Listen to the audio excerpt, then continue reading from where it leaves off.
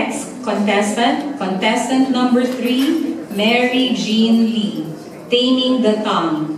Taming the Tongue, Mary Jean Lee.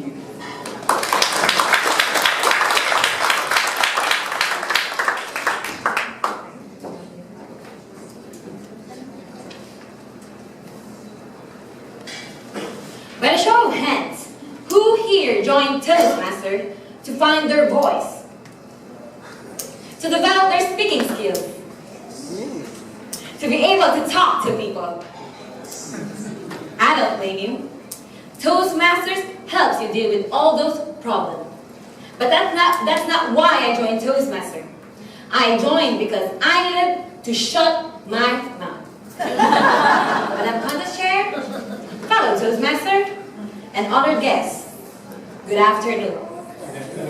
When I was young, I did not speak like a child because I did not speak at all. Hearing me now speak, you wouldn't believe it of me when I was young. I was a very shy and a timid girl. My mom would often scold me to speak up when being asked. So, I did. You know the old saying, be careful what you wish for? By the time I was 7, my teachers would frequently warn me to stop talking. And as I tried my best, I still spent a great deal of the time being asked to stand at the back of the class as punishment for being talkative. In high school, my teachers would even take all of my seatmates away from me. In the end, they decided to just kick me out of the class instead. I know it's funny. Looking back, even if I can see the humor in the irony, I know I can just laugh about it.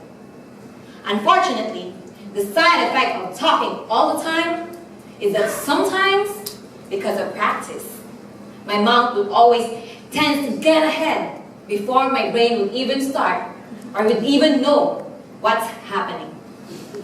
I know some of you here can relate to what I'm talking about.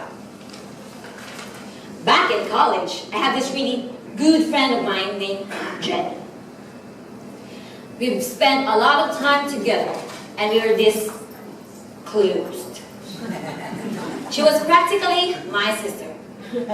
I remember one summer when I was home alone and my parents was out of town, I felt like dying of fever. So I called her. You know what happened? She came. It was 2 a.m. in the morning, but still, she came. She took me to the hospital where I was diagnosed with dengue. That was the kind of friend Jenny was. I don't really remember what really started the argument, but the last thing I remember is when I told her no. I yelled at her. Your attitude is as ugly as your face. I'm not pretty, and obviously not perfect. By what right did I have to tell that to her? I know now how that broke her heart. Those words destroyed a friendship that no amount of apologies could ever repair. Because of my tongue, that day, I lost a sister. In that instance, I realized how powerful words are. Words are so strong enough that it can encourage and ruin, build up and destroy. And words, when spoken, can be taken back. Yes, people may shrug off the hurt, but it still hurts. My fellow Toastmaster, I know we've all been there, saying things we don't mean, wishing we could take it back. And I believe Toastmasters can help. Already, I'm watching my and ums and the wordings. For most of you join Toastmasters to find their voice. I join to control mine.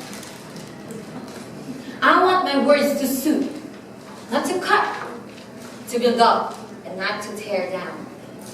I want my words to encourage, comfort, and restore.